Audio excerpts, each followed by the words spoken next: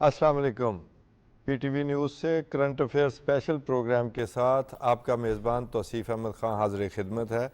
आज के दो तीन जो अहम मौज़ूआत हैं उन पर हम एक नज़र डाल लेते हैं। पहला तो ये है कि दहशतगर्दी के तदारुक के लिए एक दफ़ा फिर से अज़म का इजहार किया गया है और फिर ऑपरेशन अज़म इस्तेहकाम का ऐलान भी कर दिया गया है और उसे मंजूर भी कर लिया गया है एपेक्स कमेटी में। तो ये बहुत ही अहम मौजू है। ये हमारा आज का जो है वो पहला मौजू होगा। दूसरा ये है कि इलेक्शन कमीशन की तरफ से पंजाब में जो है बलदियाती इंतखाबात के लिए तैयारियों का ऐलान हो गया है। हल्का बंदियों का ऐलान हो गया है कि नई हल्का बंदियाँ बनाई जाएंगी ज़िला कौंसल की सतह पर, मेट्रोपॉलिटन कॉरपोरेशन में और जो दूसरे म्यूनसिपल कमेटीज़ हैं उस पर और फिर यूनियन कौंसल्स में। ये सारा जो अमल है उस पर हम बातचीत करेंगे कि दिसंबर में शायद इलेक्शन का, शायद नहीं, इलेक्शन कमीशन ने ऐलान किया है कि दिसंबर में पंजाब में बलदियाती इंतखाबात होंगे। फिर तीसरा ये है कि महंगाई के ख़ात्मा और फिर महंगाई के ख़ात्मे के लिए जो ज़ख़ीरा अंदोज़ों का ख़ात्मा ज़रूरी होता है उसके लिए पंजाब हुकूमत ने क्या इक़दाम किए हैं और किस तरह तेज़ी से इस पर अमल हो रहा है। इन तीनों मौज़ूआत पर आज हमारे साथ सीनियर सहाफ़ी मौजूद हैं। मैं आपका तारुफ़ करवा देता हूँ। सैफुर रहमान साहब, सलीम शेख साहब हमारे सीनियर सहाफ़ी हैं और फिर सबसे लास्ट में मरगूब साहब। बहुत शुक्रिया आप तीनों का प्रोग्राम में आमद का। सैफुर रहमान साहब जनाब, कैसे देख रहे हैं ये दोबारा से ऑपरेशन अज़म इस्तेहकाम का ऐलान किया गया है और इसमें यह है कि चाहे शहरों के अंदर जो दहशतगर्द, जो अनार्किस्ट, जो भी अनासर हैं, फितना फैलाने वाले लोग भी, फिर ये जो है मसलक के हवाले से और फिर दूसरे हवाले से और जिस तरह का भी सियासी तरीके से जो भी मतलब दहशतगर्दी की तरफ राग़ब करता हो, उनके तदारक का जो है वो ऐलान किया आपने बड़ा इब्तिदा में बताया कि जैसे अज़म इस्तेहकाम जो है जी, पहले भी जो ऑपरेशन माजी में हुए, ज़रब अज़ब हुआ, रद्दुल फसाद हुआ और छोटे छोटे काफ़ी ऑपरेशन थे जिनमें ऑपरेशन राजगाल था, वो बड़ी दुश्वार गुजार घाटियों में किया गया। बेशुमार ऑपरेशन खैबर, छोटे छोटे और बड़े बड़े ऑपरेशन भी थे। कुछ कामयाब भी बहुत हुए जिसमें बाकायदा मार भगाया गया टेररिस्ट को।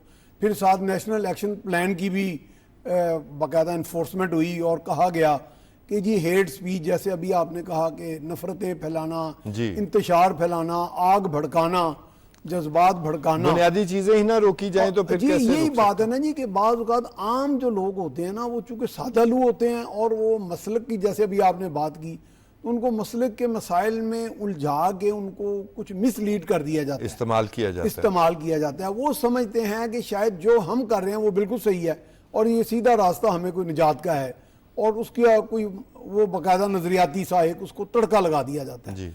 तो ये एक बड़ा हमारे लिए एक बहुत बड़ा एक मसला सा बनता जा रहा है और एक नासूर है जो बाकायदा हमारी एग्जिस्टेंशियल हमारे लिए थ्रेट बन गई। और दूसरी बात अफसोसनाक ये है कि इसमें हमारे आपस में ही इतना बड़ा निफाक आप देखने को मिलता है कि मुसलमान, चाहे वो नाम के हों मुसलमान या आप अमल के भी हों, तो वो मुसलमान ही मुसलमान को मार रहा है। आलाकार वो किसी का बन गए। तो ये जो बहुत अफसोस विदन जो है ना, किसी नेशन को नुकसान पहुंचाना हो तो वो आप अंदर से ही ऐसे आपको फरोई मसाइल पैदा करते हैं, नस्ली बुनियाद पर। फलाना पंजाबी है, फलाना बलोच है, फलाना सिंधी है, आपकी सारी कमजोरियों को एक्सप्लॉइट किया जाता है। जी बिल्कुल, उनको फैला दिया जाता है।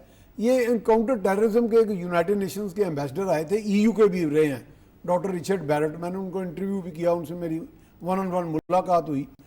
उन्होंने भी तकरीबन यही कहा कि जी जो कुव्वतें आपकी बदख्वाह कुव्वतें हैं या उनकी एजेंसियां हैं वो अंदर की सारी वीकनेसेस ढूंढती हैं, कहाँ कहाँ पे लीकेजेस हैं, कहाँ कहाँ पे क्लेवेजेस हैं, कहाँ कहाँ पे इख्तलाफात हैं, इंतशार है।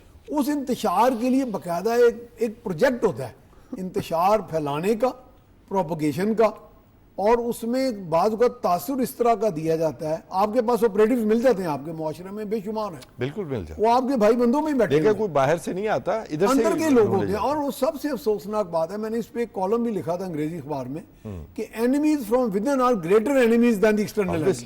जो हमारे अंदर बैठे हुए हमारे दुश्मन है, हमारी सफ़ों में बैठे हुए, जिनकी शक्ल वजह हमसे, वो उनका बज़ाहिर उनका रूप बहरूप हर चीज ही हमारे जैसा है, वो सबसे खतरनाक दुश्मन है।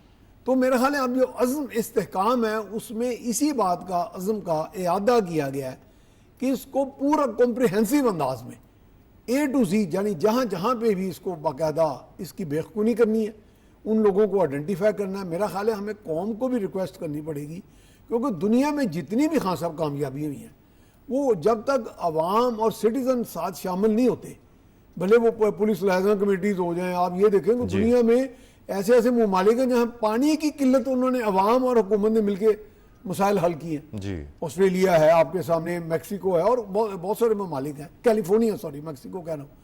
तो ये है कि अवाम के अंदर भी मैं समझता हूँ अब हमने जैसे मीडिया के लोगों ने भी और हमने भी इसको हाईलाइट करना है, हम सब ने मिलकर जो हमारे एनलाइटेंड तबके हैं, इंटेलिजेंसिया है, इस बात पे काम करना है अब हमने कि ये रोज़ रोज़ के ये झगड़े, रोज़ रोज़ के मसाइल, ये आप देखें ना, चीन जैसे हमारे दोस्त ने कह दिया जी आपके यहाँ पोलिटिकल स्टेबिलिटी नहीं, आपके यहाँ सिक्योरिटी का फ़ज़ा ही नहीं है।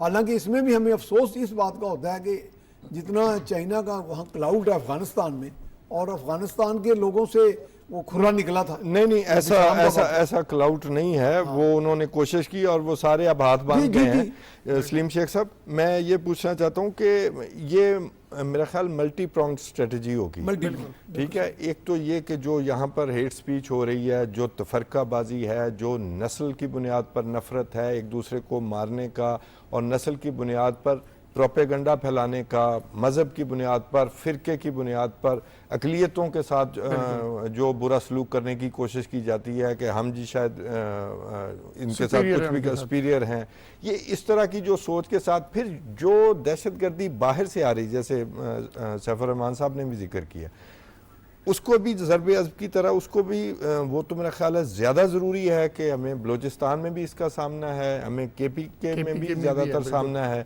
इन दोनों सूबों को जो है वो हीट आ रही है, हमारे सिक्योरिटी फोर्सेस पर हमले होते हैं और वो हमारी सरहद के साथ साथ वो लोग बसाए गए हैं और बाकायदा एक जो अफ़गानिस्तान की जो अबूरी हुकूमत है वो उस पर कुछ करने को तैयार नहीं है। तो हम देखते हैं कि फिर कोई ज़रबे अज़ब टाइप या इंटेलिजेंस बेस्ड होगा। वो भी वैसे इंटेलिजेंस बेस्ड भी था। तो होते तो सारे इंटेलिजेंस बेस है, लेकिन इसमें मैं थोड़ा सा ऐड करूंगा, इसमें वैसे थोड़ी सी बात की है सैफ साहब ने कि सूरत यार ये है कि अब सिर्फ ये दहशतगर्दी पर जो है ना ये रुकेगा नहीं, ये ओवरऑल जैसे आपने अपने इब्तिदाइये में भी कहा है कि हमारे पास जो इस वक्त सोशल मीडिया का जो गलत इस्तेमाल हो रहा है उसकी वजह से जो हमें बहुत ज़्यादा नुकसान हो रहे हैं ना, अब ये चीज़ उस तरफ भी जानी है। उसकी वजह यह है कि उससे हमें सियासी अदम इस्तेकाम जो हो रहा है ना मुल्क में, वो बहुत ज़्यादा ख़तरनाक होता जा रहा है। तो आपका मतलब है कि जो डिजिटल दहशतगर्दी वो इसमें शामिल होगी, वो इसमें शामिल होगी, क्योंकि उसके बगैर मैं समझता हूँ कि जो अज़्म इस्तेकाम के जो वो ऑपरेशन की मंजूरी दी गई है वो इसके बगैर अब पूरी नहीं हो सकती। उसके लिए ज़रूरी है कि अब हर तरह से जहाँ जहाँ से भी जो पाकिस्तान को अदम इस्तेकाम की तरफ लेके जाया जा रहा है ना, उसके मद्दे मुकाबल अज़्म इस्तेकाम खड़ा होगा, उस अज़्म इस्तेकाम खड़ा होगा और उस दरवाजे को बंद किया जाएगा। क्योंकि अगर आप एक इशू के 10 दरवाजे हैं तो उनमें से कहें कि जी सिर्फ हमारे लिए मसला जो है दहशतगर्दी है, तो हम उस दहशतगर्दी के दरवाजे को बंद कर दें और बाकी 9 दरवाजे जो हैं वो खुले रहें, तो मैं ये समझता हूँ कि पाकिस्तान में इस्तेकाम नहीं आएगा। तो इस हवाले से जहाँ जहाँ से अदम इस्तेकाम की कोशिश होगी या जहाँ जहाँ से अदम इस्तेकाम हो रहा है वहाँ वहाँ पर जो है वो टारगेट किया जाएगा और हर अदारा जो है वो सेम पेज पर आएगा और सेम पेज पर आने के बाद जो है वो पाकिस्तान को इस्तेकाम की तरफ लेके जाया जाएगा। और सबसे बड़ा जो जैसे आपने खुद फरमाया कि डिजिटल दहशतगर्दी जो है ना इसको ख़त्म किया जाएगा और उसमें जो है मजहबी दहशतगर्दी भी वो शामिल है। जैसे आप देखें मुख्तलिफ वाक़यात हो जाते हैं और वो सिर्फ जो है वो मजहब की बुनियाद पर होते हैं, हालांकि मजहब की बुनियाद पर होने नहीं चाहिए, क्योंकि जब पाकिस्तान बना था तो उसका मकसद ही ये था कि इसमें अक़लियतों के भी जो है वो बराबर के हकूक़ हैं। शरपसंद अनासर को सुहेब साहब ढील भी तो बहुत मिली ना, तो और अच्छा फिर हमने एक दफ़ा खात्मा कर लिया, जैसे सैफुर रहमान साहब ने भी कहा कि इसके बाद जब ऑपरेशंस हुए तो फिर नेशनल एक्शन प्लान आया। कई ऐसी जो जमातें हैं जो कि दहशतगर्दी में जिनके मुलव्वस होने का शक था या वो सेक्टेरियन मामलात में थीं या नस्ली तफरके के मामलात में थीं, उनको वॉच लिस्ट में रखा गया। फिर आहिस्ता आहिस्ता वो जो काम हमने सारा मुकम्मल कर लिया था ये हम उसको दोबारा से नहीं करने जा रहे। जी हाँ, बिल्कुल। देखिए, जो अगर हम वेस्टर्न रिपोर्ट्स का जायज़ा लें तो वो भी हीट महसूस कर रहे थे 2019 के बाद से। बिल्कुल। जब से हमने टोटली इस चीज़ पे निसार कर लिया कि हम टेररिस्टों के साथ मुज़ाकरात करेंगे और उनको छोड़ देंगे और वो नेक बंदे बन जाएंगे, इस एजम्पशन पे हमने उनको छोड़ना शुरू कर दिया।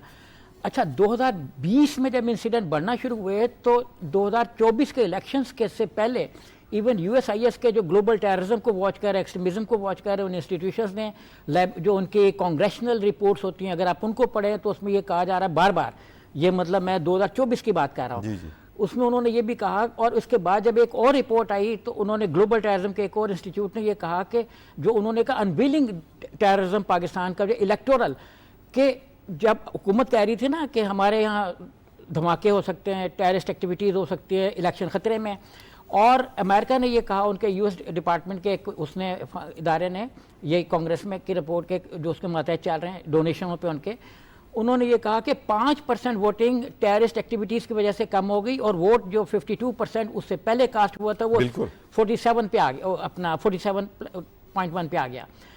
तो उन्होंने ये हीट वो काफ़ी अच्छे से महसूस कर रहे थे।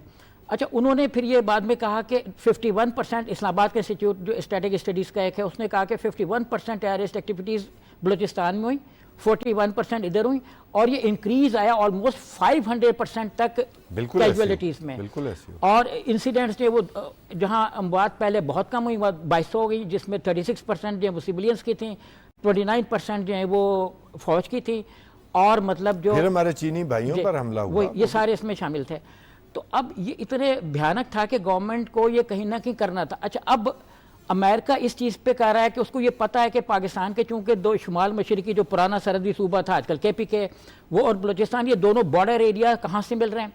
तो इसीलिए जो हमारे मुनीर अकरम साहब हैं, उन्होंने अभी यूनाइटेड नेशन की जो सलामती कौंसिल थी उसमें बड़ी एक स्ट्रेट फॉरवर्ड उन्होंने कहा कि अगर अफगानिस्तान इस चीज़ को कंट्रोल नहीं करेगा तो टेररिज्म ख़त्म नहीं होगा। उस पर फिर जो बड़े मुल्क वहाँ पे बैठे हुए थे, ज़ाहिर है, तो उन्होंने फिर ये चीज़ इसको यकीनी बनाया कि अगले मेरे ख्याल 8-10 दिनों के अंदर एक और कॉन्फ्रेंस होगी इंटरनेशनल, प्रोबेबली कतर के किसी या दोहा इधर की, तो वहाँ पे ये होगा। उसके लिए ग्राउंड बनानी है। अगर हम अपने मुल्क में ग्राउंड ना बनाएं और टेररिज्म के एंटी कोई एक्टिविटी शुरू ना करें तो हमारे पास क्या ग्राउंड होगी? ये ग्राउंड होगी ना कि हमने तो सारे छोड़ दिए हुए थे जी।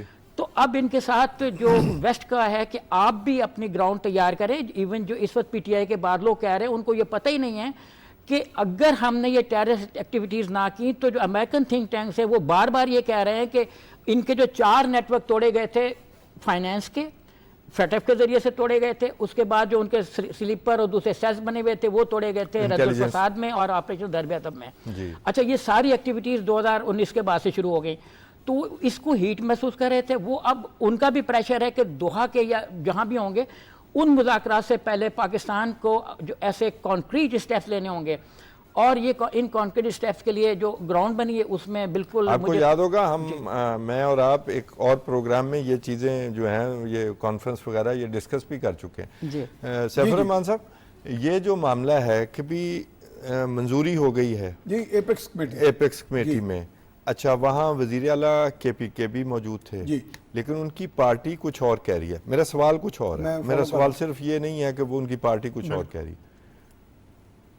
हमदर्दी क्या है इन दहशतगर्दों के साथ जो कि सरहद पार से इधर आते हैं, हमारे शहरियों को शहीद करते हैं, हमारे नौजवानों को शहीद करते हैं, हमारी सिक्योरिटी फोर्सेस को शहीद करते हैं। हमदर्दी की वजह क्या है? मामला क्या है? देखें, वो बाज़ का तो होता है ना, दुश्मन का दुश्मन दोस्त होता है और दोस्त का दुश्मन भी, यानी कि वो वाली भी एक हमारे हाँ ये बड़ी अफसोसनाक सूरत हाल है। वो मैं बात कहना नहीं चाह रहा था कि हमारे यहाँ एक दफ़ा मुझे याद पड़ता है कि शहबाज शरीफ जब वज़ीर आला थे तो उन्होंने सिक्योरिटी पे एक हमारी एडिटर्स के साथ मीटिंग की।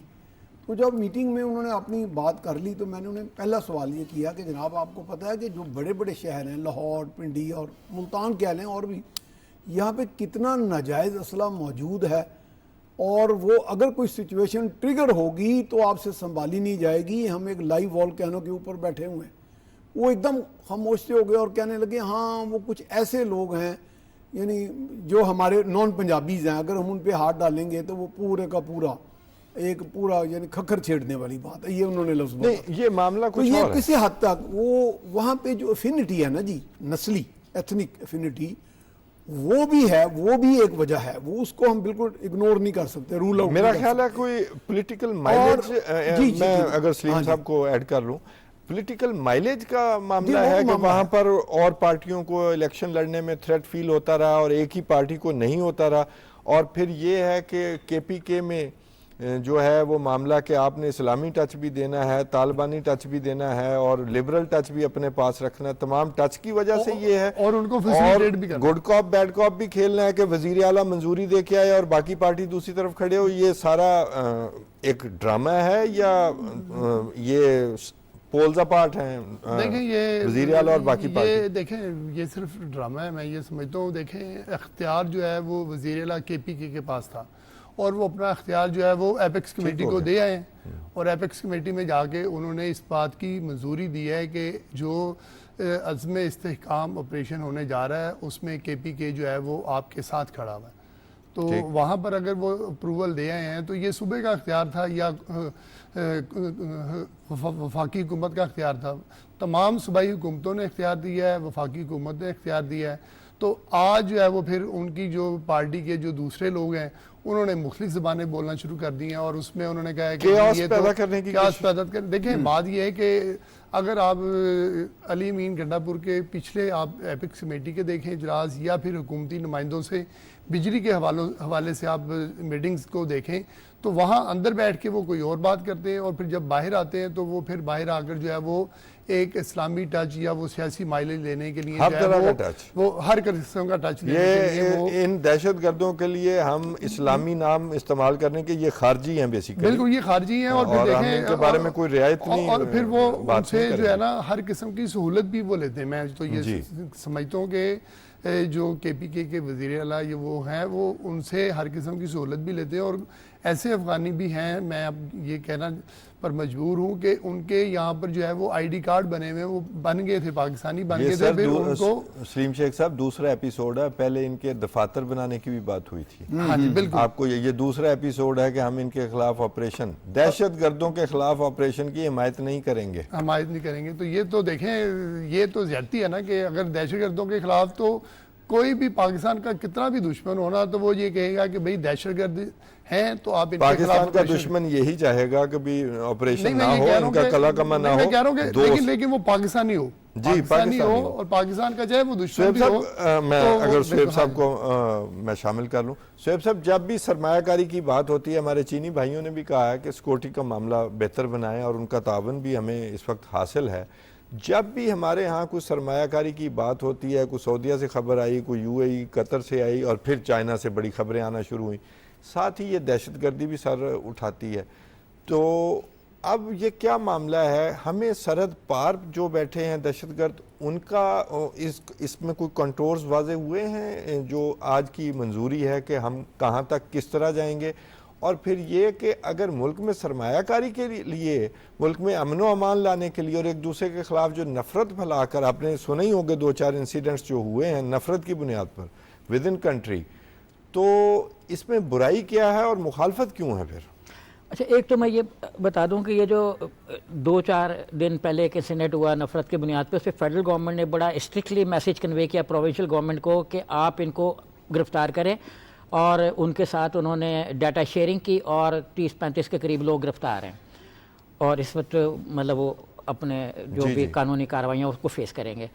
अच्छा, हमारे 2 बॉर्डर जो है ना वो बहुत अनसेफ हैं और दोनों बॉर्डरों पे एक ही मुल्क है वो जो बहुत ज़्यादा ऑपरेटिव है, जहाँ इस वक्त एक हंग किस्म की पार्लियामेंट आ गई है और वो काफ़ी टेंशन में है। अब काफ़ी विंग्स वैसे क्लिप हो गए हैं उनके। तो वो अब ज़ाहिर है उतने नहीं रहे, लेकिन उनकी फॉरेन इन्फिल्ट्रेशन तो आप देखें ना, पिछले दिनों अमेरिका में भी साबित हुई, ऑस्ट्रेलिया में भी हुई, यूके में भी हुई, तो कौन सा मुल्क ऐसा जिसमें नहीं हुई? मतलब हर जगह पे जहाँ भी वो अपनी इन्फिल्ट्रेशन करते हैं उनके ताल्लुकात वहाँ नहीं बने। अगर कोई आपका चाइना दुश्मन होगा तो वो आप पर अटैक तो किसी ना किसी तरह करेगा, हमें तो ये सरप्राइज नहीं होना चाहिए। अगर कोई हमारा दुश्मन है तो वो जरूर कहीं ना कहीं से आएगा, लेकिन कल्टीवेशन तो इसी सोसाइटी से की जाती है ना, जो उन्होंने बाहर भी पनाह ली हुई है वो यहीं से भागे हुए हैं ना। नहीं, देखिए जो इस वक्त ऑपरेटिव हैं यहाँ पे वो उसमें लोग छुपे हुए थे। जब मौजूदा आर्मी चीफ साहब ने एक्चुअली और उन्होंने कहा कि सारे अफगान मुहाजिरीन जो इलीगली ठहरे हुए वो वापस चले जाएं, तो कल परसों भी काफ़ी सारे लोग गए, तो ये इसी तरीके से काम होंगे, क्योंकि उन्हीं के अंदर भेस में छुपे हुए हैं। इसीलिए आप देखें कि कभी वो बाड़े काट के अंदर आना चाहते हैं, कभी कुछ करना चाहते हैं। इसलिए हमारे ये दोनों बॉर्डर अनसेफ है, जहाँ पे इंडियन इन्फ्लुएंस दोनों जगह पे ज़्यादा है। अच्छा, वेस्ट भी ये कोशिश कर रहा है कि पाकिस्तान इन बॉर्डर्स पे अपना स्ट्रेस ज़्यादा करे ताकि यहाँ से इन्फिल्ट्रेशन बंद हो जाए। और हमारा इंटरेस्ट इसमें है कि अगर ये इन्फिल्ट्रेशन बंद होगी तो जो आपने कहा है वो इन्वेस्टमेंट ना सिर्फ चाइना की आएगी बल्कि वेस्ट की भी आएगी। वेस्ट भी इस चीज़ में दिलचस्पी तो लेगा कि जैसे ही यहाँ पे लॉ एंड ऑर्डर बेहतर होगा तो चीज़ें इंप्रूव करेंगी और इन्वेस्टमेंट भी इंप्रूव होगी। उनको भी पता है कि जो लीनियंसी शो की उसमें सुसाइड अटैक्स में 500% इजाफा हुआ। तो मतलब यह है कि इस वक्त एक बड़े स्ट्रॉन्ग हैंड की ज़रूरत है, जिसके बगैर हम इंटरनेशनली अपना परसेप्शन को स्ट्रॉन्ग नहीं बना सकते। शोएब साहब, इस सेगमेंट का वक्त खत्म हो जाता है, वरना मुझे आपसे थोड़ा सा इख्तलाफ है। वेस्ट देर में आएगा। अगर वेस्ट ने आना होता तो इतना असला अफगानिस्तान छोड़ के ना जाता। अभी आप उनकी चारों रिपोर्टें पढ़ेंगे ना, इन खारजियों के हाथ ना रिपोर्ट होता, पढ़ेंगे तो उसमें यही है, कांग्रेस और रिपोर्ट में भी यही ये है। कनाइवेंस में ना होती है बुरी हुकूमत जो है इन दहशत गर्दों के साथ। सैफुर रहमान साहब, दूसरा हमारा जो मौजू है, इलेक्शन कमीशन ने बल्दियाती इंतखाबात का ऐलान कर दिया पंजाब में। देखें, मैं ज़ाती तौर पर ये समझता हूँ कि डेमोक्रेसी की जो असल जान है ना, जो रूह है, जो बुनियादी तौर पर वो लोकल बॉडीज़ के इलेक्शन है। और आपको तो कैसा देख रहे हैं? देखिए, आपको इस पता है ऐलान कि को? बाहर के मुमालिक में ये निज़ाम कितना कामयाब चलता है, और गवर्नेंस का जो भी कामयाब मॉडल है वो बेस्ड ही इस चीज पे। इवन लीडरशिप यहाँ से क्रिएट और होती इसको है। बकायदा हम तो लोकल गवर्नमेंट कहते हैं ना जी, वो लोकल सेल्फ गवर्नमेंट कहते हैं। ठीक, यानी इसमें एक लफ्ज का That's a इजाफा good कर name. दें That's a good तो name. Local self government. और आप हैरान होंगे क्योंकि हम सारे जर्नलिस्ट और आप भी माशाल्लाह, तो हम इंटरेक्शन करते रहे। हमारे कई सियासतदान तो हमें बकायदा कहते थे जी ओ यार ये तो थर्ड ईयर जो है ना गवर्नमेंट का, ये तो आइन में है नहीं। अगर हम कहते थे जी आइन की फला जगह पे मौजूद है, तो कहते थे यार ये वो अभी उनका खाला नाली से महरूम वो असल होते हैं में ना, इस टीयर वो से ना mindset। हमेशा ही या खाइफ रहे या वियरी रहे, यानी कि इससे थोड़ा सा कि जी हमारी वो जो सारी डाइल्यूट हो जाएगी जो मरकजी ताकत हमारे ये पास ना है। 80s में अब सैफुर जाके रहमान जी। साहब, ये जो कानून साज असेंबली है ना, इनको और काम पे लगाया गया जी, कि आप ये डेवलपमेंट फंड्स लें, आप ये खुद काम Exactly, करें। exactly। फिर जब वो लोकल बॉडीज आते हैं तो फिर वो उन्हें होता है कि यार ये हाँ, फंड्स कि जो हैं, हमारा हमारे वो पास जो नहीं, जो हमारा हमारा इस्तेहकाक बन गया प्रिविलेजेस ना। हैं, पर्क्स हैं, वो सारे खत्म हो जाएंगे। पर्क्स तो नहीं, प्रिविलेज कह लें। प्रिविलेज कह लें, लेकिन बात यह है कि ये उनका काम तो लेजिस्लेशन है, जी हाँ, तो वो लेजिस्लेशन की बजाय मुकामी हुकूमतों का काम करते रहे। तो उससे देखें, जब भी एक पूरे दुनिया में एक फ्रेमवर्क होता है ना जी गवर्नेंस का, उस फ्रेमवर्क में जब आप इस तरह का बीच में रला डालेंगे तो फिर आप कहीं किसी जगह नहीं पहुंचेंगे। फिर आपके डोर स्टेप पे जो आवाम के साथ मिलके, ये कम्युनिटी बेस्ड गवर्नमेंट है ना जी। जी देखा जी जाए। बिल्कुल। तो community based grass root level पे जी, in fact। Grass root level पे कम्युनिटी बेस्ड जो गवर्नमेंट है, उसमें अवाम से बराह रास्त फीडबैक भी आ रहा होता है, अवाम के साथ उनका इंटरेक्शन भी होता है, मौके के ऊपर जो आपके डेवलपमेंट के और बहुत सारे इश्यूज होते हैं। हत्ता कि ये नहीं कि सिर्फ इंफ्रास्ट्रक्चर, गली नालियाँ, आपके आर्बिट्रेशन काउंसिल्स होती हैं, सालसी आपकी council, पॉलिसी की जो जी। वो भी एक छोटा सा आप कह सकते हैं कि ऑल्टरनेट डिस्प्यूट रेजोल्यूशन का एक निज़ाम होता है, यानी एक तरह का नीम अदालती निज़ाम है, पंचायती निज़ाम कह लें उसे, यानी उसको समझाने के लिए मैं कह रहा जी, हूँ। जी। यानी बहुत से मामला हर वक्त उसमें अदालतों पे भी बहुत कम हो जाता है, नहीं वो एग्जैक्टली पंचायती निज़ाम ही होता पंचायती है। निज़ाम ही है। जी। तो ये पंचायती उसका नाम अगर जो लोकल मर्जी सेल्फ गवर्नमेंट हमारे यहाँ जड़ पकड़ जाए तो काफ़ी हद तक हमारे गवर्नेंस के इश्यूज एड्रेस हो जाएंगे। तो मेरा ख्याल है कि अल्लाह करे कि अब ये चूंकि स्केड्यूल आ रहा है और स्केड्यूल के साथ सितंबर तक सुने हैं कि फाइनलाइज हो जाएगा, अल्लाह करे इन डेटों पर ये चलें चीज़ें और हमें एतमाद करना चाहिए। इंशाल्लाह कि चलेंगे। हुकूमत इस इलेक्शन कमीशन ने जब भी जी। वादा किया है तो वो तो फिर हुआ हमें जी। उम्मीद है। और ये उम्मीद मेरा बिल्कुल। ख्याल है लीगल आईनी कंपल्शन भी है। अच्छा सलीम शेख साहब, इसमें जो हल्का बंदियों का ऐलान हुआ है और फिर उस पर कोई एतराज़ात आएंगे, पहले कमेटी दरख्वास्तें बनेगी, आएंगी, फिर हल्का बंदियां होंगी, तो किस तरह का इलेक्शन आप देख रहे हैं? कभी ये वो पुराने वार्ड सिस्टम वाला और फिर वो ज़िला कौंसिल का जो हल्का होता है, यूनियन कौंसिल में जिस तरह कौंसलर्स हो गए, ये वाला, या ये डिसाइड पंजाब हुकूमत खुद करके देगी या पहले से किया हुआ है? देखें, इसका जो फैसला है वो पंजाब हुकूमत ने करके देना है जी। कि अब इज इट ये- ऑलरेडी डिसाइडेड या अभी नए सिरे से फिर होगा? देखें, इसके हवाले से जो है ना, वो एक तो कानून पास हो चुका जी। है और एक और कानून जो है वो पाइपलाइन में मौजूद है। ठीक है। कि अब कौन सा जो है वो इम्प्लीमेंट होता है, या तो फिर जो अब ये नई असम्बली जो बनी है, इससे कोई नया कानून अगर पास हो जाता है तो फिर वो करेंगे और उसके तहत जो है वो फिर जो है जो लोकल गवर्नमेंट का निज़ाम जो है वो लेकर आया जाएगा। लेकिन इसमें जो अच्छी बात यही है, जैसे अभी सैफुर रहमान साहब फरमा रहे थे कि लोकल गवर्नमेंट का निज़ाम जो है वो असल में आवाम का जो है ना हालात, मसाइल, अवामी मसाइल वो हल करने के लिए हैं, और अवामी मसाइल जो है वो वहीं पर हल होंगे। और जैसे आप भी फरमा रहे थे कि लीडरशिप की जो क्वालिटी है वो यहाँ से निकलती है, क्योंकि फिर अगर एक काउंसलर होता है या यूनियन नाज़म होता है या फिर टाउन नाज़म होता है या फिर जो मेयर होता है या ज़िला कौंसल नाज़म होता है, तो उसको पता होता है अपने इलाके की सूरत हाल का, चाहे वो काउंसलर। दूसरी बात और भी है, अगर आप ये लोकल बॉडीज़ में नहीं जाते ना, तो फिर हम इतराज़ करने वाले कौन होते हैं जी, फ़लाँ ख़ानदान का फिर अब वही फिर से जीत के आ गया जी, फ़लाँ ख़ानदान का फिर से। हम जो पब्लिक हैं, हम लोकल बॉडीज़ के ज़रिए लीडरशिप नई क्रिएट ही नहीं कर रहे कि वो अपनी कारकर्दगी की बुनियाद पर आगे बढ़ें, तो फिर हमारा गिला कैसे? हाँ जी, और फिर वही ना देखें कि इससे एक तो जो अवामी मसाइल हैं वो हल करने की जो है ना वो सहूलत पैदा होती है, और लोगों को जो है वो बड़े बड़े MPs MNAs के पास नहीं जाना पड़ता। देखें हम तो लाहौर में बैठे हैं, यहाँ पर जो एक MP है वो तो चले लोगों को मिल लेगा, क्योंकि अगर उसने असम्बली में भी जाना है तो वो रात को अपने हल्के में चला जाएगा। लेकिन जो DG खान से MP यहाँ आ गया, तो जब तक असम्बली का सेशन चलना है, पंजाब असम्बली का हो या कौमी असम्बली का या सेनेट का, तो वो तो फिर उतने दिन तक जो है वो अपना शहर हमने उनका अशर देखा है, वो पीछे अपना शहर छोड़ रहे होते हैं, बिल्कुल। तो वो फिर काम वहाँ पर नहीं करवा सकता। और वैसे भी मैं समझता हूँ किसी MP या MNA का ये काम नहीं होता कि आप लोगों के छोटे सतह पर जो है वो अवामी नौयत के जो काम है, गलियाँ पक्की करवा दें और ये करें। जो MP MNA उसका काम ही सिर्फ जो है वो लेजिस्लेशन होता है। तो लिहाजा अब ये मैं समझता हूँ कि अगर ये काम होने जा रहा है जो कि दिसंबर के एंड तक, या अगर थोड़ा लेट भी हुआ मौसम की वजह से शायद थोड़ा सा मसला पैदा हो जाए बल्दियाती इंतखाबात के हवाले से, हमें वो हुस्न ज़न रखना चाहिए कि अगर दिसंबर कहा गया है दिसंबर कहा गया तो, लेकिन मैं एक वैसे मार्जिन की बात कर रहा हूँ, तो दिसंबर में अगर इंतखाबात हो जाते हैं तो मैं समझता हूँ कि लोगों के अवामी मसाइल जो हैं वो बहुत हद तक जो है वो उनके घर की दहलीज पर ही जो है वो हल होना शुरू हो जाएंगे। शुएब साहब, जो जैसे शेख साहब ने फरमाया, जो आम आदमी का मसला है ना वो ज़्यादा से ज़्यादा वार्ड के कौंसलर तक, ज़्यादा 90% मसाइल वो होते हैं कि जो उसके वार्ड का कौंसलर हल कर सकता है। अच्छा, ये तो एक ट्रेडिशनल है कि जो डेवलपमेंट के मसाइल हैं, उसके शनाख्ती कार्ड के लिए को उसे वेरिफिकेशन चाहिए, उसके बच्चे का बर्थ सर्टिफिकेट चाहिए, यही मसाइल हैं हमारे। इसमें हम लोकल बॉडीज़ को और ज़्यादा बाइख्तियार बनाने के लिए और क्या क्या चीज़ें शामिल कर सकते हैं? देखिए, एक तो मैं थोड़ा सा जो पहले सवाल आए थे उनकी वजाहत कर दूं। एक ये कि पंजाब गवर्नमेंट ने 20 रुकनी कमेटी बनाई है जिसको हेड कर रहे हैं जो लोकल गवर्नमेंट सेक्रेटरी मिनिस्टर हैं वो, और उसमें मिनिस्टर एजुकेशन भी शामिल हैं, और उसमें कोई 20 रुकनी कमेटी है जिसमें 2 एक बाहर के लोग भी हैं और बाकी सारे जो वो मुख्तलिफ इलाकों के MPs हैं। ये वो चीज़ें चेक करेगी कि कहाँ कहाँ किस किस रूल्स में अमेंडमेंट की ज़रूरत है। ये 2 साइड पर देखेगी कि फाइनेंशियल पावर्स क्या हों और उनकी जो अपना इलाके में दूसरी पावर्स हैं वो क्या हों। मेरा यही सवाल था कि डिवॉल्व जो है टैक्सेशन जो है वो कैसे।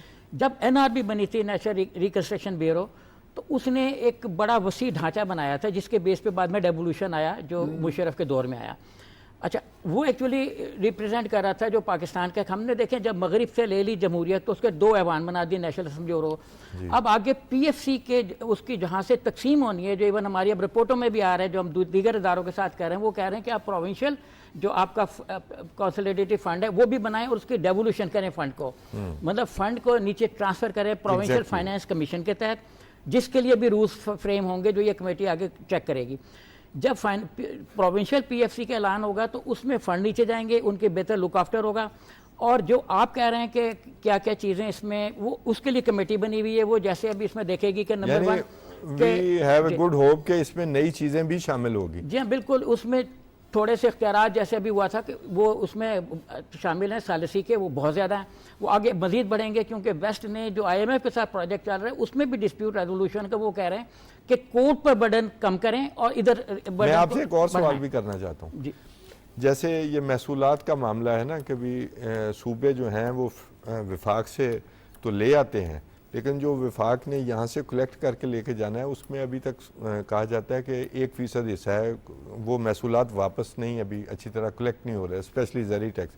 तो ये जो लोकल बॉडीज़ का जो सिस्टम है इसके जरिए भी महसूलात जो हैं देखिए वो जो हासिल मसलन किए बहुत जा ज़्यादा सकते टैक्स कलेक्शन हो रही है इलेक्ट्रिसिटी ड्यूटी की, जो बिजली के बिलों पे हो रही है, ये मुख्तलिफ एनर्जी कंपनी जो डिस्ट्रीब्यूशन कंपनी, मैं उनकी बात नहीं कर रहा। नहीं वो जो सूबों के प्रोविंस का ज़िम्मे हक है। है। जी जी वो एक्चुअली जो इलेक्ट्रिसिटी ड्यूटी है वो प्रोविंस का हक है, जिससे उन्होंने प्रोविंस के अंदर एनर्जी जनरेशन करनी है, वो नहीं मिल रही। वो कई दर्जन अरब रुपया इकट्ठा हो गया मुख्तलिफ सूबों का फेडरेशन के पास, तो वो नीचे ये बेहतर तौर पे निगरानी करेंगे। जब अपना डिपार्टमेंट इनको पूरे ये पीएफसी बनेगा तो बेहतर तौर पे निगरानी करेंगे। अच्छा उस कुछ फंड देने की भी बात करें ना, कभी आप पीछे लेने भेजना की भी नहीं, है, मैं ये कह रहा हूँ पूछ कि इनको फंड मिलेंगे ना, वो फंड ये बेहतर तौर पे लेंगे। पंजाब गवर्नमेंट अभी इसको उठाना चाह रही है, सिंध गवर्नमेंट ने भी उठाया हुआ है कि हमें FBR जो फंड को ट्रांसफ़र करे। अच्छा ये फंड नीचे की तरफ जब ज़्यादा पैसे जाएंगे तो जो निगरानी का अमल है वो लोएस्ट लेवल पे बेहतर हो सकता है। इस पे जो साबिक चीफ मिनिस्टर थे उन्होंने साबिक जो पुराना कानून था उसमें काफ़ी सारी अमेंडमेंट्स करी थी, और जो लोकल गवर्नमेंट के इख्तियारात थे वो लेके कमिश्नर साहबान को दे दिए थे, क्योंकि वो कमिश्नरेट के ज़रिए से ऑपरेट करना चाह रहे थे। उससे बहुत ज़्यादा क्योस, कन्फ्यूजन और ख़राबियाँ पैदा हो गई थी। अब जो 20 रुकनी कमेटी बनी है वो इन्हीं चीज़ों को देखेगी कि हमने किन किन रूल्स को दोबारा चेंज करना है और उसको क्या। अच्छा इसमें जो इनिशियल था उसमें तो कोर्ट्स की डेवोल्यूशन भी शामिल थी। अभी आप देखें कि पिछले दिनों कोर्ट्स की डेवोल्यूशन, हाई कोर्ट जैसे है ना, उसका जैसे अमेरिका में है डिस्ट्रिक्ट कोर्ट्स के लेवल पे, जी उसमें वो भी उसमें था, लेकिन वो बाद में फिर उसमें प्रेशर नहीं हो सका। लेकिन अभी दीगर इलाकों में बेंचेस बन रहे हैं, वो बेंचेस की प्रपोजल भी है कि जस्टिस जो है वो उनके घरों पर मिले, जिस पे अभी वकील कह रहे हैं कि हम यहाँ नहीं बेंच बने देंगे। वो तो जी फिर 70% मसाइल जो हैं वो तो सालसी कौंसल साथ हो, वो खुद ही और करते वैसे हैं, भी खुद ही काउंसलर हल ये करते मसाइल हल किया करते हैं। सैफुर एक रहमान मैं इजाफा साहब जी, करूं, आपका सवाल लेने से मैं सवाल एक और आपसे हाँ फिर थोड़ा सा मुख्तलिफ होकर रिपीट वही करना चाहता हूँ कि फाइनेंशियल पावर अगर बढ़ जाए तो वो भी तो एक तरह की इनफैक्ट वही तो डेवोल्यूशन है, Exactly, और इख्तियारात exactly. बढ़ जाएं, जैसे डोमिसाइल है वो मतलब इनके हाथ में हो इसमें तो, कुछ फी इम्पोज और करने वही का, बात जैसे आपने महसूलात की बात कि की, महसूलात इकट्ठे जैसे करके भी डिस्ट्रिक्ट देने की काउंसिल का जिम्मेदारी टैक्स थी। होता था, जिला जी। काउंसिल टैक्स प्रॉपर्टीज पे होता था, बहुत सारी चीजें फाइनेंशियल पावर फिर भी डिवॉल्व करने के बगैर तो वो निजाम चल ही नहीं सकता ना जी। वो तो होगा ये बिल्कुल। मैं जो बात करना चाह रहा था कि जैसे अभी मेरे भाई ने कहा, सोहेब साहब ने, कि कमिश्नर्स को वो दे दिया गया, इसमें अथॉरिटीज बना दी गई थी मुतवाजी, आपको याद होगा जी। इसकी एजुकेशन की अथॉरिटी, यानी वो तमाम काम जो लोकल सेल्फ गवर्नमेंट करती है उसके लिए पैरेलल कई किस्म की अथॉरिटीज को, 30-32 होंगी शायद इनके पास पूरी अथॉरिटी पे अथॉरिटी हो गई। हाँ जी, तो वो सारी पैरेलल अथॉरिटीज के साथ वो पैरेललिज्म आ गई ना, गवर्नेंस का मॉडल जो है उसमें तो फिर रिस्पॉन्सिबिलिटी फिक्स करना भी मुश्किल हो जाता है। तो लोकल सेल्फ गवर्नमेंट का पूरा, सही बात कहा सोहेब साहब ने, कि पूरा कॉम्प्रिहेंसिव पैकेज आ रहा है जिसमें फाइनेंशियल पावर्स भी होंगी और माजी के कुछ तजर्बात भी हैं आपके सामने।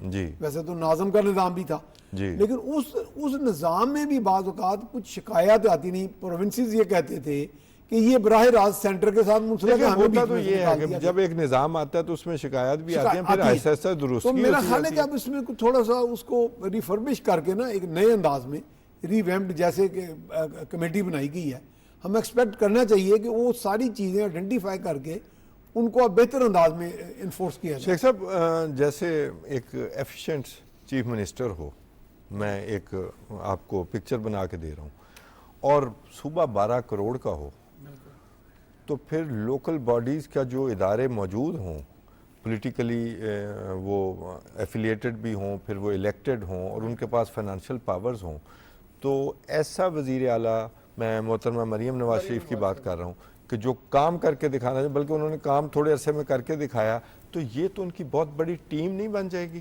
कैसे देखते हैं?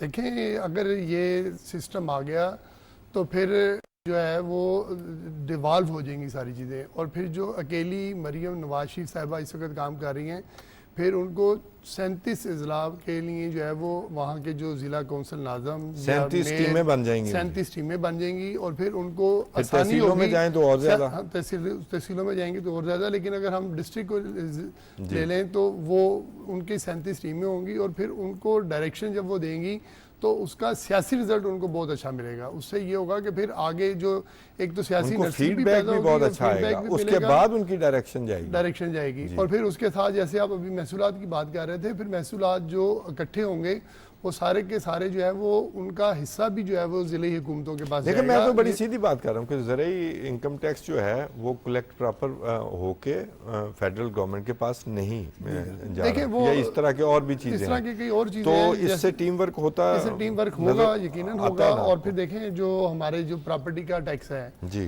वो अगर इकट्ठा होता है तो वो अगर ज़िले में इकट्ठा होगा तो ये नहीं होगा कि सारे का सारा उस ज़िले को मिल जाएगा। उसके एक सिस्टम बनाया जाएगा जी। कि ज़िले को उसका कितना हिस्सा मिलेगा और सूबे को कितना हिस्सा मिलेगा, क्योंकि वहाँ की अगर एक सड़क बननी है जो लोकल लेवल की होगी वो तो लोकल गवर्नमेंट बना लेगी, लेकिन जो सूबाई लेवल की होगी उस ज़िले में से कोई हाईवे की सड़क भी तो गुजर रही होगी ना, तो वो हाईवे के पैसों से बनेगी। तो लिहाजा फिर जो ये टैक्सेस वहाँ पर इकट्ठे होंगे और उसकी एक रेशो मुकर्रर कर दी जाएगी कि कौन से मद में किस ज़िले को कितने पैसे देने और कौन से सूबाई में हासिल होंगे। और फिर सुबह जो है वो अपने पैसे, जाहिर है उसने लगाना तो फिर भी उसी सूबे में है, लेकिन उसकी वो तरीक़ाकार तय कर देंगे कि इस पैसे को जो है वो सूबे के तहत लगाया जाएगा और इस पैसे की जो आमदनी है वो सूबे को जाएगी इतने % और इतने % जो है वो वहाँ की जो मुकामी हुकूमत है शेख साहब उनको मिलेगी। आप कैसे देखते हैं मरियम नवाज शरीफ साहबा की टीम बड़ी हो जाएगी, अच्छी हो जाएगी, सिलेक्शन का उनका जो है वो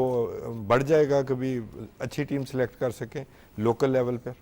जी बिल्कुल, देखिए जो ऑक्टराय था और ज़िला के टैक्सेस थे ये तो पिछले जो नवाज शरीफ साहब की हुकूमत थी उन्होंने ख़त्म कर दिए थे। और फिर क्योंकि इसमें शिकायत बहुत ज़्यादा थी और ये इतनी शिकायत थी कि उनको मतलब रिजॉल्व करना गवर्नमेंट के लिए दर्द सर बन गया था। तो ये अब भी नहीं होगा। इसके लिए फेडरल गवर्नमेंट ने पीएफसी में जो उनका फेडरल पूल है डिविजिबल पूल, उसमें एक % रख दी थी। अच्छा, अब ये जो जब इन्होंने ये रूल बनाया तो उसमें उन्होंने मुख्तलिफ जो पुरानी हुकूमत गई शहबाज शरीफ साहब की उसमें उन्होंने डिस्ट्रिक्ट में अथॉरिटीज़ बना दी। मसलन एजुकेशन अथॉरिटी जो पंजाब में बनी उसके ब्रांचेस नीचे चली गई। इसी तरीके से जैसे फूड अथॉरिटी उसके अथॉरिटीज़ सारी डिस्ट्रिक्ट में भी बनेंगी। तो ये जितनी भी 15-20 समाजी सोशल सेक्टर के महकमे इन सब की अथॉरिटी डिस्ट्रिक्ट में बनेंगी और ये तो वो लोकल बॉडीज के पास वो लोकल बॉडीज के अंदर चली जाएंगी। डिस्ट्रिक्ट का जितना भी सिस्टम होगा वो सारा वो करेंगे। हमारा प्रॉब्लम ये है कि बाज़ डिस्ट्रिक्ट जो हैं वो फाइनेंशियली वायबल नहीं है, ठीक, फाइनेंशियली वायबल नहीं है। डिस्ट्रिक्ट गवर्नमेंट्स बादों का भी गलतियां करती हैं कि वो धड़ाधड़ अपॉइंटमेंट्स कर देती हैं, जो भी आता है तुम भी। तो यहाँ पे रोल पिछले दौर में देखा भी, यहाँ पे रोल आता है जो मरियम नवाज साहिबा उनका, क्योंकि उन्होंने इस वक्त इवन जो उनके बाद एक अपना जो इस वक्त सपोर्ट करी है पार्टी, उनके साथ भी एक क्लैश मीन्स इख्लाफ रहा यही है कि फ़ंड नहीं दे रही वो, कि हमने फ़ंड एक प्रोसीजर के तहत देने, रूल्स रेगुलेशंस के तहत देने, जो हमने बजट में और जो प्लानिंग एंड डेवलपमेंट के महकमे ने फ़ंड किए हुए उसके तहत देंगे, हम पोलिटिकली फ़ंड नहीं देंगे। तो ये चीज़ें वो आगे नीचे भी नहीं होने देंगी, नीचे भी उनका कंट्रोल मजबूत होगा। तो मतलब जो अथॉरिटीज़ हैं मोस्टली डिस्ट्रिक्ट्स की, वो भी ज़ाहिर अपने फ्रेमवर्क के अंदर अंदर काम करेंगी और ये वाला फाइनेंशियल क्राइसिस पैदा नहीं होगा जो पिछली दफ़ा भी हो गया था। इवन जब सिटीजन डेवलपमेंट बोर्ड बने तो उसने 50% फ़ंड अपने जनरेट करने थे, 50% गवर्नमेंट से देने थे प्रोविंशियल गवर्नमेंट ने। जब प्रोविंशियल गवर्नमेंट ने फ़ंड दे दिए तो सूबों के पास डिस्ट्रिक्ट के पास अपने फ़ंड ही नहीं थे, वो उन्होंने जनरेट ही नहीं किए। अच्छा, अब फ़ंड जनरेट करने के लिए बाकायदा एक परफॉर्म बना हुआ था, वो अब भी मौजूद है प्रोविंशियल गवर्नमेंट के पास भी, है कि कौन कौन से टैक्सेस में से कितना पैसा डिस्ट्रिक्ट गवर्नमेंट्स को जाएगा। जो प्रोविंशियल फाइनेंशियल अवार्ड है उसमें ये चीज़ें सारी होंगी। प्रोविंशियल फाइनेंशियल कमीशन भी बनेगा जो अभी इस वक्त बना होगा या नहीं बना होगा है नहीं, तो इतना है तो कहीं इफेक्टिव नहीं है। वो बनेगा, वो आगे सारा देखेगा कि किस डिस्ट्रिक्ट को कितना फ़ंड चाहिए और फिर उसमें जैसे फेडरल गवर्नमेंट ने रखा कि जो ज़्यादा टैक्सेशन करेगा हम उसको स्टेट ट्रांसफ़र में से कुछ फ़ंड दे देंगे, उसी तरह ये भी होगा कि जो डिस्ट्रिक्ट ज़्यादा फंड जनरेट करेगा उस डिस्ट्रिक्ट को हम एक स्पेशल फंड दे देंगे। तो डेवलपमेंट जो है वो उसी वक्त होगी जब डिस्ट्रिक्ट की बेहतर निगरानी के साथ होगा ना। चलें, ये तो बहुत अच्छा हो गया। इलेक्शन कमीशन का शुक्रिया कि 12 करोड़ आवाम का सूबा जो है वो लोकल बॉडीज़ के अलावा जो है आसानी से चलाया नहीं जा सकता, बड़ा मुश्किल हो जाता है। अब मेरा ख्याल इसी से व्यवस्था ही मौजू है कि महंगाई का आहिस्ता आहिस्ता आपने देखा 39% से कितनी पीछे आई है, महंगाई का खात्मा हो रहा है, आहिस्ता आहिस्ता पब्लिक को रिलीफ मिल रहा है। तो इसमें अब ये जो महंगाई जैसे पेट्रोल डीजल की कीमतें डाउन हुई और कई कमोडिटीज़ की जो अशिया खुर्दनी है, जो ज़रूरत की अशिया है, उसमें आप कैसे देखते हैं? कभी ज़ख़ीरा अंदोज़ी का मामला भी बार बार सामने आ रहा है कि ज़ख़ीरा अंदोज़ किसी तरह हार नहीं मान रहे। तो ये जो पहला जो सेगमेंट है इसमें फिर मैं शामिल कर देता हूँ अब तीनों के नहीं, लिए नहीं, सवाल, बिल्कुल फिर ये- लोकल देखिए, बॉडीज भी तो हेल्पफुल जब होंगी ना। इकोनॉमी की बात होती है तो लेसर गवर्नमेंट की भी बात होती जी, है, जी। ग्रेटर रेगुलेशन की भी बात होती है। बात यह है कि हमारे यहाँ महंगाई सिर्फ तलब और रसद का मसला नहीं है। एग्जैक्टली हमारे यहाँ 25, 30, 40% अगर तलब और रसद का ज़ख़ीरा-अंदाज़ी- मामला हो जी, तो जी। महंगाई का खात्मा ना हो जी जी इतने जी परसेंट, हमारे 11-12% 30-40% कम अफराद से ज़रा। कम फैक्टर जो मेन कंट्रीब्यूटिंग फैक्टर है वो ज़ख़ीरा-अंदाज़ी है, ठीक। मसनूई किल्लत है। और जगह जगह आप देखें, और फिर देखिए एक और बात भी की, क्वालिटी ऑफ आइटम्स जो है ना आपके प्रोड्यूस, वो भी जिक्र हुआ है कि जी इस वक्त क्वालिटी को भी चेक किया जाएगा। ये नहीं कि कहीं पे अगर हुकूमत ने ये भी कहा है कि हमारे जो प्राइस मैजिस्ट्रेट जैसे एक निज़ाम तो मौजूद था पंजाब में, 1700 वो प्राइस redundant हो मैजिस्ट्रेट है, गया। लेकिन अब उनको इफेक्टिव किया जा रहा है। उनके लिए बाकायदा एक एनफोर्समेंट अथॉरिटी भी बना दी गई है। अब ये पूरी मॉनिटरिंग एक सीरियस जो नोट के ऊपर की जाएगी, और इन चीज़ों को चूंकि अब आइडेंटिफाई कर लिया गया ना जी, एक तो ज़ख़ीरा-अंदोज़ी को, ज़ख़ीरा-अंदोज़ी में क्या क्या ज़ख़ीरा-अंदोज़ी में जो यह है भी कि- अशाए जी जरूरी है, जी जी आप मसलन के आप मसनूई चीनी किल्लत है, भी उससे आटा जुड़ी है, है जी। कि जाके अगर आप सारफ जाता है तो वो कहते हैं जनाब हमारे पास तो मौजूद ही नहीं है। तो वो यानी ये भी जानबूझ के होता है कि वो किल्लत पैदा करके सारिफ को इसके साथ बार्गेन करते हैं कि चलो जी मैं आपको वहाँ से मंगवा देता हूँ आटा महंगा तौर पे। तो इसमें बाकायदा मॉनिटरिंग की जाएगी स्टेप बाय स्टेप। तो ये चीज़ बहुत ज़रूरी है। मैं समझता हूँ कि हुकूमत ने अब एनफोर्समेंट जब की है थोड़ी सी, तो उसमें भी आपको नज़र आ रहा है फूड इन्फ्लेशन भी नीचे आई है, जी। ओवरऑल इन्फ्लेशन भी नीचे आई है, और लोगों को रिलीफ मिला है। मसलन कि रोटी जैसे है, और रोटी के बारे में भी आप चूंकि जिम्मेदार घराने से और मेरा भी चूंकि तल्लुक जी। है, मैं जिम्मेदार नहीं, किसान घराने जी से हूं। किसान कह लें, हाँ जिम्मेदार ना कह लें, हम प्रैक्टिकल किसान हैं। तो मुझे किसी ने कहा कि जनाब ये रोटी का जो हुआ है यानी कम हुई है तो इसमें तो किसान को नुकसान हुआ। मैं कहती किसान को गंदम की कमी नहीं है ठीक बात। खाने की हद तक। तो ये आप एक ऐसा इशू है कि ना छेड़ें ये वो उसको खामखा एक्सप्लॉइट किया जाता है। Exploit किया जा रहा है। अच्छा सलीम शेख साहब, ये जो मामला है ज़ख़ीरा-अंदोज़ी वाला, इसमें दो तीन चीज़ें देखें। एक तो बात तय है कि महंगाई कंट्रोल करना सूबों का काम, बिल्कुल, ये विफाक का काम नहीं है। हम बात सादा लोही में हमेशा फेडरल गवर्नमेंट को कहते हैं, ये उनका काम है। अगर महंगाई की शरह मुख्तलिफ इक़दामात से नीचे आई है तो उसको सस्टेन करना वो सूबों का काम है। ठीक है, एक सूबा हो या चारों सूबे हो, सब उन्हीं का काम है। लेकिन ये जो दो तीन चीज़ें हैं, एक तो किसान के लिए खाद और बीज, स्पेशली खाद को जो है उसकी ज़ख़ीरा-अंदोज़ी का सामना होता है, फिर चीनी का, फिर घी का और आटे का। ये 3-4 चीज़ें हैं जहाँ पर ये काम होता है। तो इनके गोदाम कोई हवा में तो नहीं होते। तो क्या ख्याल है, ये प्राइस मैजिस्ट्रेट तो हैं ही हैं, ये जब लोकल बॉडीज़ वाले भी आ जाएं, चेयरमैन हजरात आ जाएं म्यूनसिपल कमेटीज़ के, यूनियन काउंसिल के डिस्ट्रिक्ट, तो इनको भी इख्तियारात देने से ये मेरा ख्याल है कभी पता लग नहीं जाएगा। ये लोग पब्लिक में ही बैठे हैं सारे पता ज़ख़ीरा। चल जाएगा। जे मरियम नवाज शरीफ साहिबा जो वज़ीर-ए-आला पंजाब है, उन्होंने जब एक प्रेस कॉन्फ्रेंस की थी ना, मेरा ख्याल अभी तक शायद एक ही प्रेस कॉन्फ्रेंस की है बाज़ाब्ता, जी, तो उसमें उन्होंने कहा था कि वो सही माने में कह सकती हैं हम मसरूफ़ थे। नहीं, तो उसमें आपको याद आया नहीं, मसरूफ तो है बिल्कुल, नहीं, जाहिर है वो ये वो मैंने कहा वो सही माने में मानों कह में कह सकती सकती हैं। हैं। तो उसमें उन्होंने ज़ख़ीरा अंदोज़ों को बाज़ाब्ता तौर पर कहा था कि अब जो भी ज़ख़ीरा अंदोज़ हैं या होल्डिंग करते हैं वो अपने आप को रजिस्टर्ड करवा लें। अगर वो ज़ख़ीरा शेख साहब, अंदोज़ी करते हुए पकड़े गए, आई एम सॉरी टू से, ये कहने से मैंने आज तक इनको समझते नहीं देखा। नहीं वो बात आपकी ठीक है, लेकिन मैं उससे थोड़ा सा आगे जा रहा हूँ कि जी। देखें कि हो सकता है कि ज़ख़ीरा अंदोज़ों के खिलाफ अभी तक हुकूमत ने हाथ ना डाला हो, लेकिन उसका इम्पैक्ट ज़रूर आ गया है कि चीज़ें काफ़ी हद तक सस्ती हो गई हैं। जैसे भी सैबर रहमान साहब ने एक बड़ी ज़बरदस्त बात की, उन्होंने कहा डिमांड एंड तलब और रसद का मामला भी है, डिमांड एंड वो सप्लाई ठीक रखा हुआ है डिमांड गवर्नमेंट एंड सप्लाई जो है वो फ़र्क पड़ता है उससे कि डिमांड एंड सप्लाई से भी चीज़ें ऊपर नीचे होती जी। हैं, लेकिन 100% उससे फ़र्क नहीं पड़ता।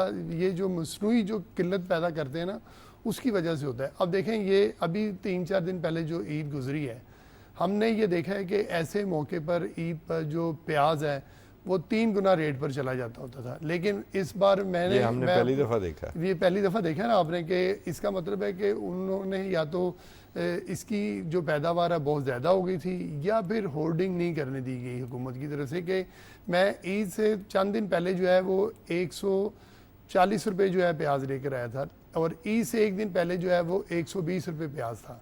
यानी इसका मतलब है उसको बढ़ना चाहिए था, लेकिन वो नहीं बढ़ा। तो बात यह है कि हुकूमत जाग रही है, चाहे अगर पूरी नहीं भी जाग रही तो हो सकता है कि अब ये जो इन्फोर्समेंट अथॉरिटी बनाई है और उसके बाद जो है वो तमाम लोगों को एक प्लेटफार्म पर इकट्ठा करके उनकी जब मॉनिटरिंग होगी तो जो मसनूई महंगाई है कम से कम उसका तो खात्मा हो जाएगा। अगर 100% ना भी हो, अगर 60% हो जाए, 70% वो हो जाए। कहते होते हैं कि भी वो पंजाबी में कहते हैं कि भी मारन नालों डराया चंगा। ठीक तो देखें ये डराने वाली बात ही है ना जो मैं आपको बता रहा हूँ कि प्याज जो एक नेसेसरी आइटम थी इस ईद के मौके पर वो बड़ी नहीं है।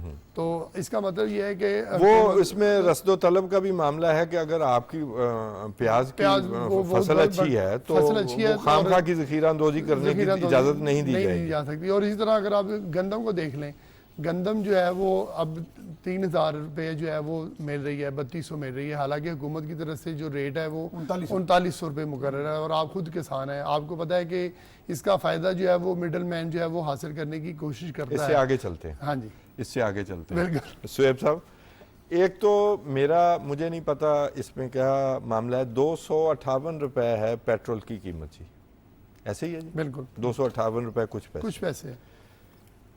बहावलपुर डीलर्स एसोसिएशन जो है, ये डिवीज़न बहावलपुर की जो मैं पेट्रोल पंप से सुनता हूँ, ये मुझे 12-15 साल हो गए हैं जी, वो हमेशा 2 रुपये कुछ पैसे पूरे पाकिस्तान से ज़्यादा पे बेचते हैं तेल। कहते मैं मोहतरमा मरियम नवाज शरीफ साहबा की तवज्जो दिलाना चाहता हूँ ये कि आज भी वहाँ 260 रुपये कुछ पैसे पेट्रोल पर लीटर बिक रहा है। ठीक है, अगर उसकी कोई जेन्युइन वजह है तो तब भी पता होनी चाहिए, वरना ये सारी पाकिस्तान से मुख्तलिफ कैसे कीमत हो सकती है और सिर्फ वहाँ पर है। अच्छा, तो सर आप कैसे देखते हैं कि ज़ख़ीरा अंदोज़ी का मामला और ज़ख़ीरा अंदोज़ी के साथ महंगाई का मामला किसी हद तक कंट्रोल में है? अच्छा, ये जो आपने पेट्रोल की बात की, हाँ, ये मुझे समझा दें अगर ये है कि मैं पेट्रोलियम डेवलपमेंट लेवी इसलिए लगाई जाती है कि ये चीज़ों को, कीमतों को पूरे मुल्क में इक्वलाइज कर दे जी, कि मतलब इसीलिए ये बजट से बाहर है। बजट से बाहर उन चीज़ों को रखा जाता है जो हुकूमत वापस कर दे, एक चीज़ इधर से ली उसको दे दे। तो इसीलिए ये रखा गया कि लाहौर से गिलगित तक या इवन कराची से खैबर तक प्राइसिंग इनकी इक्वल हो।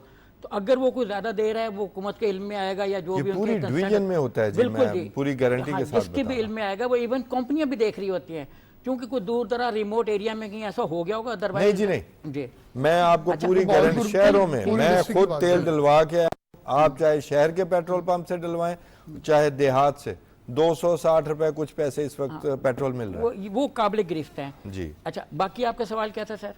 दूसरा ये कि ये जो ज़ख़ीरा अंदोज़ी है अभी इस पे कंट्रोल आपको नजर आ रहा है? देखिए, गवर्नमेंट ने जिसका भी जिक्र किया, मरियम नवाज साहिबा ने पिछले दिनों मेरा ख्याल है इनका इंप्रेशन भी है नून लीग की गवर्नमेंट का पंजाब में जिसमें हुकूमत की है, उन्होंने मामला ठीक हो जाता है। एक इजलास की सदारत की जिसमें उन्होंने बड़े वाज़ेह तौर पर यह कहा कि कीमतों को कंट्रोल किया जाए और ज़ख़ीरा अंदोज़ी को रोका जाए और इस सिलसिले में लॉ को रिफाइन किया जाए। इस पर भी एक कमेटी बनी हुई है। और पिछले दिनों मौज़म इकबाल साहब जो सेक्रेटरी फूड है, उन्होंने 3 सीनियर ऑफिसरों को सस्पेंड किया। लॉ को रिफाइन करने से क्या मतलब? कि ये जो प्रॉफिटेरिंग का लॉ है इसमें अगर चेंजेस लाने की जरूरत है तो वो भी ले आई जाए। इम्प्लीमेंटेशन का इशू है, इम्प्लीमेंटेशन के लिए ही तो उन्होंने ऑर्डर जारी किए और अगर कहीं इसमें रुकावटें आ रही हैं तो जुर्माने भी बढ़ा दिए जाएं, जैसे जुर्माने बढ़ाए जाएं, सजाएं बढ़ाई जाए। इस पर सजा अगर फर्ज करें 6 साल है तो उन्होंने 3.5 साल की ये सजा चल रही है। यानी यूरिया खाद बेचने वाले की 50,000 बोरी पकड़ी जाती है, वो 15,000 रुपए जुर्माना देकर अगले घंटे दुकान पर बाहर होता है। बिल्कुल बाहर होता है। और आपको अंदाजा है कि यूरिया खाद कितनी महंगी बेची जा रही है, यही कानून को डबल रेट पर रीडिजाइन कर रहे हैं। अच्छा, इसीलिए उन्होंने अफसरों को सस्पेंशन के ऑर्डर जारी हुए। इसीलिए उन्होंने ये कहा कि प्रॉफिटेरिंग का जो, जैसे इस वक्त मेरा ख्याल है कि शायद कोई 900 के करीब 800 प्लस जो मजिस्ट्रेट है वो प्राइस को कंट्रोल करेंगे। एक्चुअली जब 18वीं तरमीम आई और सारे महकमे नीचे चले गए तो बीच में वैक्यूम आ गया और प्राइसिंग को कंट्रोल ही नहीं किया गया।